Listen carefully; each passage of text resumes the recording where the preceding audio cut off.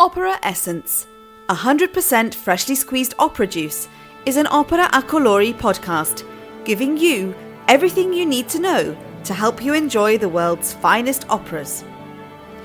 In this episode, 5 fun facts about Turandot by Giacomo Puccini.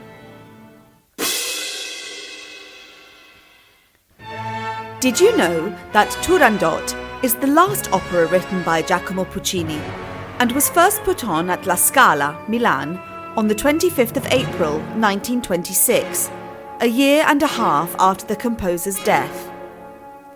In fact, Puccini died before finishing the work. At the opening night, the conductor, Arturo Toscanini, at the precise musical point in which Puccini had written his last note, put down his baton and turned to the public, saying, "Here Maestro Puccini died," so ending the performance of the opera.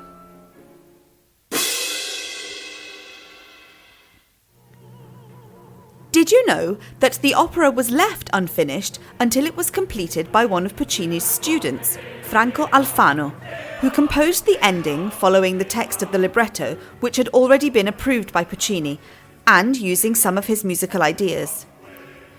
Over the course of time, other composers, both those renowned as well as those not so famous, have attempted to create alternative endings for the opera, but traditionally, the ending you hear at the theatre is Alfano's.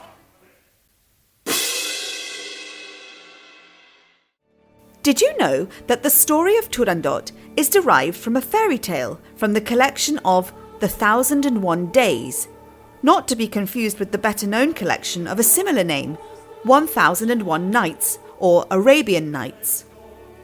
Amongst these tales, we can find the tale of Prince Calaf and the Princess of China, which tells the story of the cruel Turandot.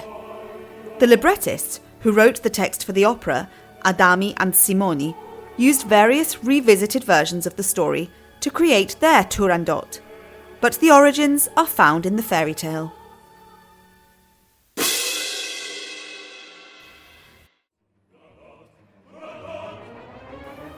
Did you know that although often pronounced as if it were a French word, the correct title of the opera is Turandot, with a hard T at the end? To avoid any misunderstanding, just listen to the opera, where the princess is named numerous times, and always with this pronunciation.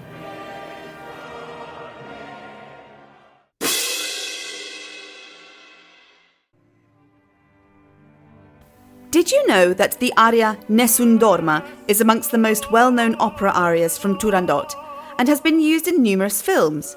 For example, the 2001 film Hannibal by Ridley Scott, Romanzo Criminale, made in 2005 by Michele Placido, and Woody Allen's To Rome with Love, released in 2012.